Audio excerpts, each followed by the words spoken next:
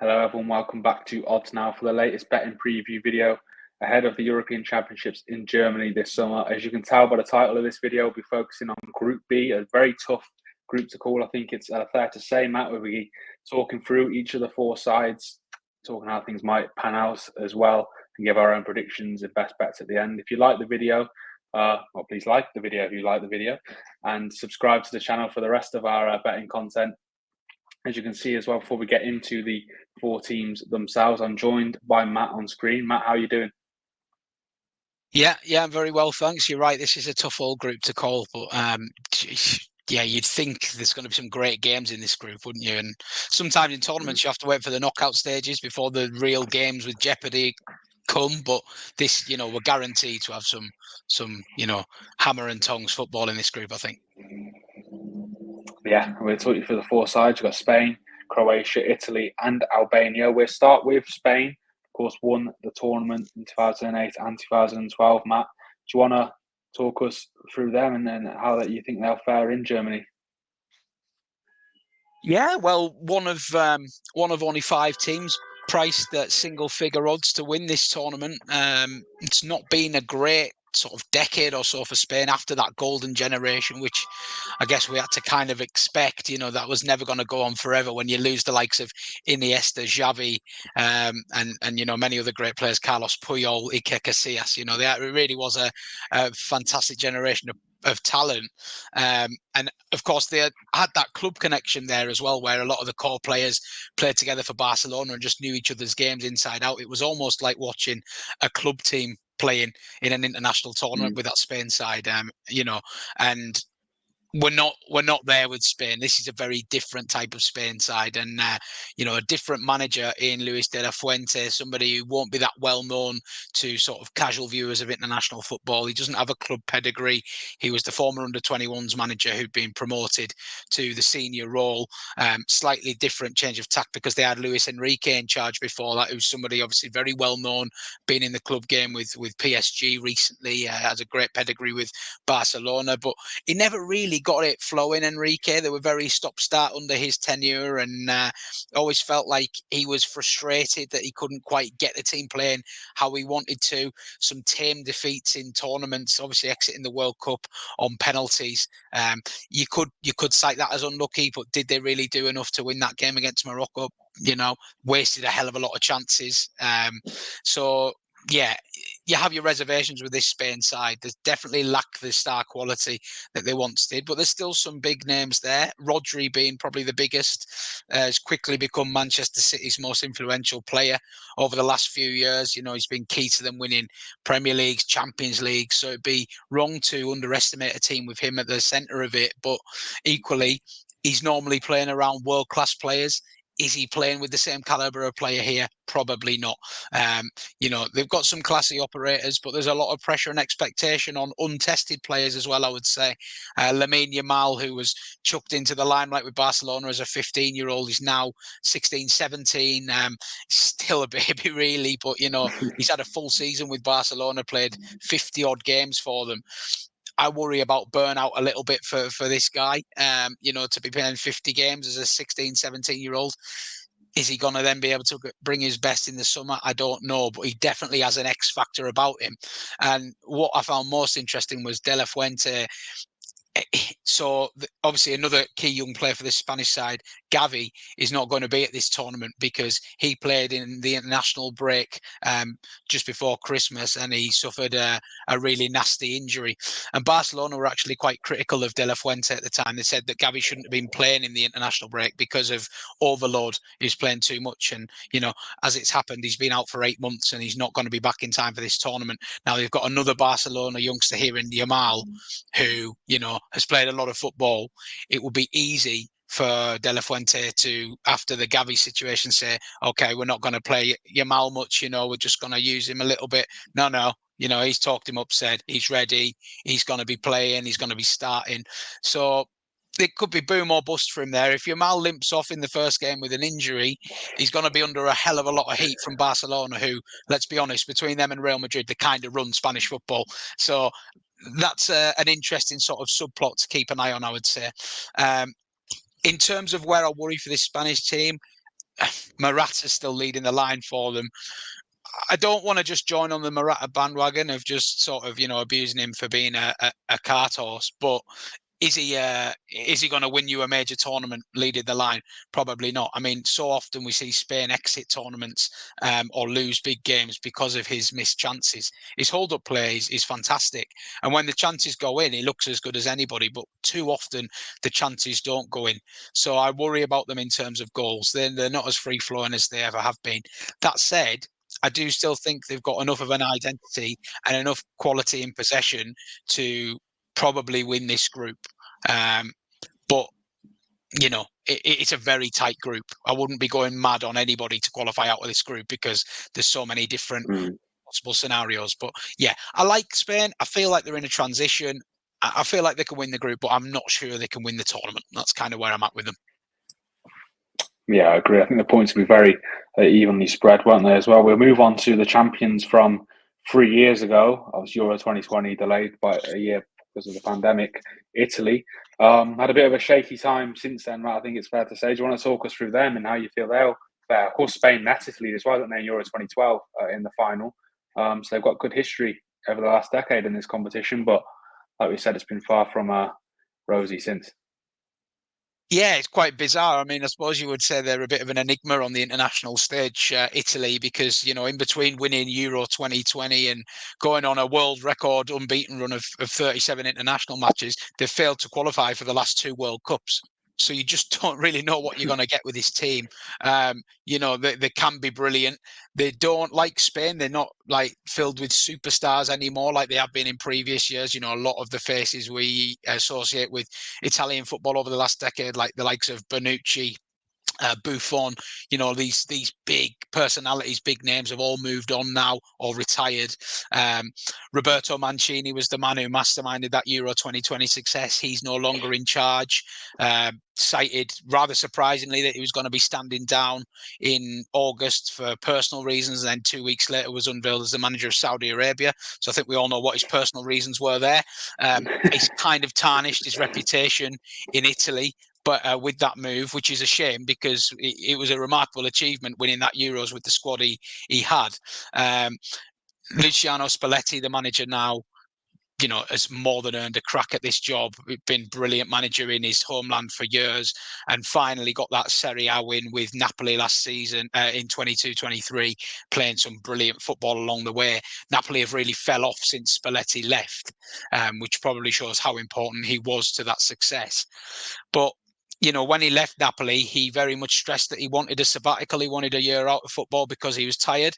2 months later, he was offered the Italy job and he had to take it. You can't turn down your national job. I think results under him have been solid, not spectacular. Draws with the likes of Macedonia would worry you.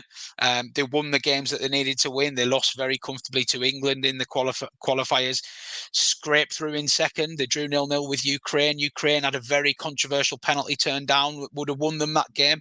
So, yeah, they've limped into this tournament, but now they're in the tournament. What we've seen with Italy traditionally is when they get to the tournament, they're dangerous, but sometimes they're so unpredictable that they don't get there. Well, they're here now. They're in a tough group. I'm not going to underestimate them and say they can't get out of this group. I mean, it's a temptation because we see all them flaws, and then you look at this group, Spain and Croatia. Well, yeah, they're in trouble potentially, but with third place going through, I don't want to be backing them not to qualify. That you would expect them to beat Albania on match day 1. Won't be easy, but you would expect them to win that. That'll probably be enough to get them through. Then in the knockouts, they'll just try and do the usual Italy thing, won't they? They'll just try and sort of grind it out. Won't be particularly memorable matches or pretty matches, but it'll take a tough team to beat them. I do sense that this time around there's going to be a team with just a bit too much class for them at some point. They're kind of like Spain. They're in a bit of transition under the new manager. We might see the best of Italy at the next Euros, for example, if Spalletti sticks around that long. So, yeah, dangerous, but probably not a team I'd be backing to win it. Okay, and moving on to another big hitter, Croatia. We said this is a very tough group, and you can see why now as we go through all the teams. Luka Modric is perhaps his last hurrah at international level, I think it's fair to say. Do you want to talk us through them, Matt, and how you think they'll fare in Germany? Yeah, you'd think it would be. You just never know with Luka Yeah. Modric. He just keeps going on and on and on, like a fine wine. What I would say about Modric, who's one of my favourite players ever to watch. I do think that we've seen at Real Madrid this season, he's only started 18 of 38 games in La Liga. That's the first time since going to Madrid that he's not been a regular starter, and Ancelotti said it something like it pains me not to start him or something. So I think Modric. The rumours in Spain are that he's going to sign a 1-year extension. So he's obviously aware that he's in that winded down phase of his career now, and he might not like it, but he accepts it, kind of thing. He's not in the winding down phase for Croatia. He's still a pivotal part of this team. They're still kind of built around him and built around that very recognisable midfield three of Kovacic as well and Brozovic. And there's just so much quality in there. Where I always worry for Croatia is up front.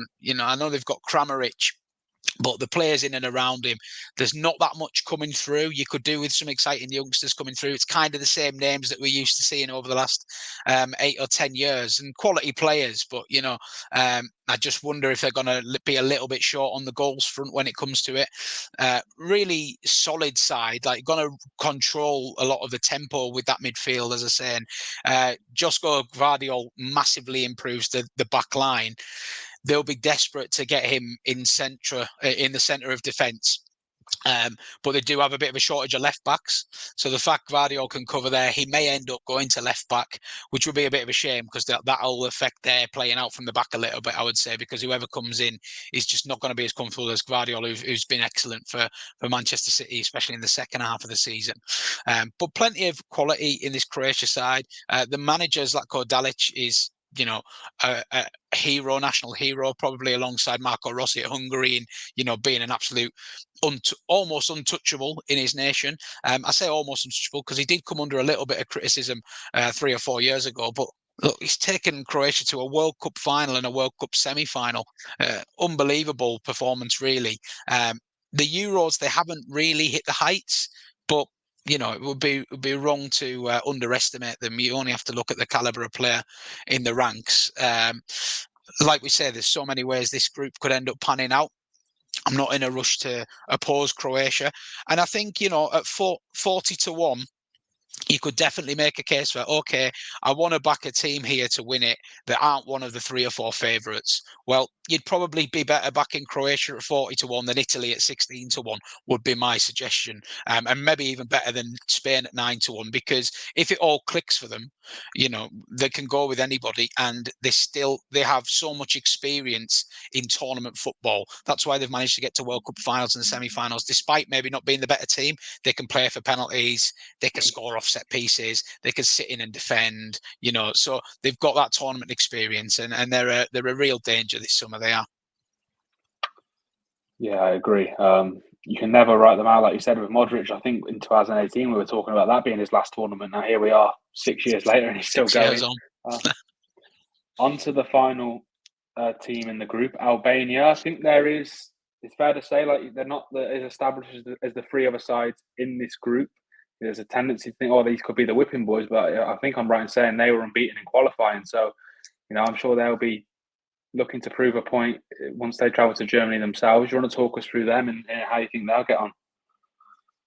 Well, if tournament football's taught us one thing, it's not to discount the rank outsiders in these kind of groups. You don't have to think too far back as an England fan to the time that Costa Rica embarrassed everybody at the World Cup. England and Uruguay and Italy, they were the also-rans of that group, and they pulled it out of the fire and were fantastic. And Albania will arrive with similarly low expectations, but they come having topped their qualification group for the first time in their 78-year history. So they couldn't be any more confident going into it. The manager is Silvinho, who football fans of a certain era will remember playing for Arsenal and Barcelona in the early 2000s. So Brazilian managing Albania, a little bit of an unusual hire, you would say, but it's ended up being like a really nice match. He seems to be really embracing the challenge. He had a tough start to his managerial career, had a bad spell at Lyon, bad spell in Brazil with Corinthians. I was taking a bit of time out of the game. But international football just seems to suit him a little bit better, I think, with his personality. He's really he's cast the net far and wide. He's called up players that had never previously played for them that have been a real success. Called up one guy from the J League who ended up being their top scorer in qualifying. He'd never played for them before Silvinho took over. So sometimes that fresh perspective in a small emerging nation can just do wonders, and the fair play to them for not just going down the route of hiring someone with Albanian heritage or hiring somebody experienced. They took a bit of a risk and it's paid off. Their real triumph was getting to this tournament, obviously. They would have fancied their chances of causing a few upsets, I think, if they hadn't been drawn in such a strong group. There's obviously a lot of close ties with Albania and Italy, so that game has a little bit of extra fire to it. There's only a body of water separating the two countries. About half of this Albania squad are playing their football in Italy, so that game will be spicy. I would imagine that Albania will start that game well, maybe serve the game up to Italy a little bit, and that could be a banana skin for Italy. But if they don't get a result in that first game, I think realistically that could be their tournament over there. And then there is some interesting value in the betting market because, I think the bookies have really struggled to price up some of their team markets just due to a bit of a lack of knowledge around the players. So hopeful that we can maybe exploit that. But I'm sure we'll come on to that in the best bets. What I would say is, it's sometimes in tournaments you've had a team in a group where it's just like they are just so out of their depth, they're going to get spanked 3 times. I think of like Panama in World Cups and stuff like that. I don't think Albania are like that. You don't top a European qualification group without having a bit of class. The holding midfielder is an emerging player at Inter Milan. They've got 3 or 4 Serie A players in there, a Bundesliga player. They've got a bit of top level experience, Champions League experience. So I don't worry about them being humiliated. I just think this is maybe a bridge too far with the caliber of opposition. Yeah, I agree. And we'll move on now to our prediction for the group as a whole. We've gone identical there, Matt. You're the expert on this group. You wrote all the previews for them. Do you want to talk us through that there? Yeah, I think you can make a case for the top 3 in any order, really, and I wouldn't argue too strongly. I just, by process of elimination, ended up putting Italy 3rd because I just have my most doubts about them.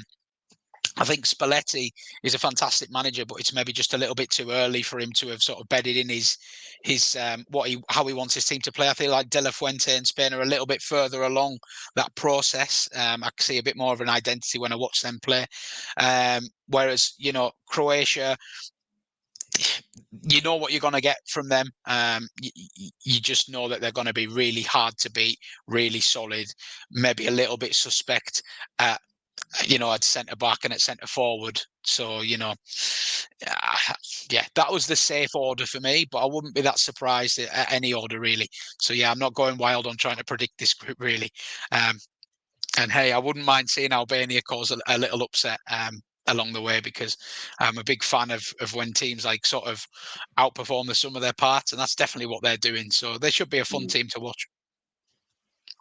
And you mentioned earlier on in the video as well, 4 of the 6 third place sides will go through.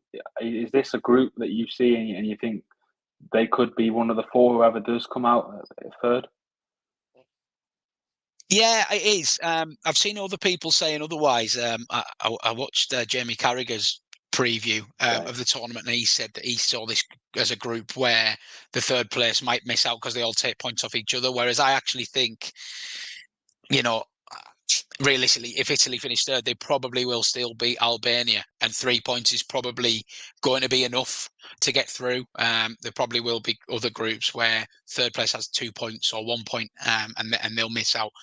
But it's very difficult to say because you're trying to factor in how all 6 groups are going to pan out. And there's always a couple that pan out completely differently to how everyone predicts. But I think realistically, we could see all Spain, Croatia and Italy all progress. And I just put it on record now. I don't like this format. I don't like the fact that you can finish 3rd out of 4 and go through. And I know the first year they did, Portugal finished 3rd and won the tournament. So to me, it makes the group stage almost pointless. I think there's enough quality in European football now to just, if you want to do it this way, go up to 32 teams and have 8 groups of 4 like the World Cup, because this is, it just makes the group stage a little hollow for me.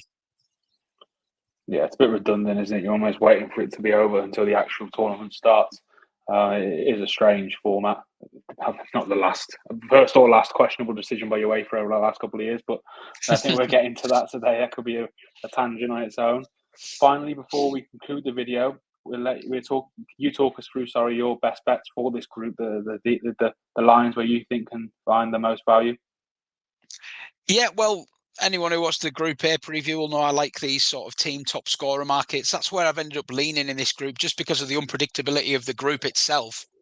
I had a good dig into these markets. You'll notice the only one I haven't gone for the top scorer market, I've gone for Italy, and I really like that bet actually. Italy to get exactly 3 points. That is on the basis that they're 5-1 to not get through the group stage, and I think that's the way a lot of people will look at it, because they'll think, okay, I fancy Spain and Croatia, let's do the 5-1. Well, actually, if you think about it, if you fancy them to get beat off Spain and Croatia, they're going to be long odds on to beat Albania. So, really, you're basically, if you don't fancy them against Spain and Croatia, you're suggesting they're probably going to get 3 points, and 6-1, even better value than the 5-1. And with the 3 points, as I mentioned, they could go through or go out, and you'd still have a winner there. So I like that exact points market. I think that's with Sky Bet and Bet365. And then the scorer markets, which at the moment are with BetVictor, although a few other companies are starting to go up as well, to add a bit of competition, which is great because it's driving all the prices up. Lamine Yamal, I touched on him, dangers of burnout, but it looks like De La Fuente is going to persevere with him. It looks like he will start. He's not been prolific for Barcelona, but then again, he has I think he's got 9 goals this season in all competitions, which for a teenage, someone who's not even 18 yet, it's pretty good going. I worry about Morata, who is a 2-1 favourite in that market. I couldn't be putting someone else's money on Morata at 2-1. He can go and score 5 for all I care. I wouldn't be risking it. So yeah, Yamal I thought was interesting. He's about 6th or 7th in the betting at 10-1. But we've how many times have we seen teenagers with a big billing, come to a tournament and just set it alight? It does happen quite frequently. So I thought he was worth having on side there. Luka Modric just seemed like a no-brainer for Croatia to me. As I said, don't really like the forward line. Feel like Modric often pops up with a one from long range. You've got set pieces on your side with Modric as well. And if they're going to be in tight, close games, I think there's an extra onus on players like him to step up and score the goals. Kovacic, one of his midfield partners, not really renowned for his goal scoring, more of a defensive-minded midfielder, and that does free Modric up to dictate the game a little bit more if he wants to gamble on to running onto the edge of the box and stuff. So yeah, I thought Modric was a fair price there at 6-1. And then this could be the gem. It could be. It might backfire spectacularly. Nedim Bajrami for Albania. Now, as I say, I don't think the bookmakers have got a good hold of how Albania are actually going to line up, because they have rotated their side quite a lot in qualifying. However, this guy, Bajrami, he plays in Serie A for Sassuolo, and he's an attacking midfielder.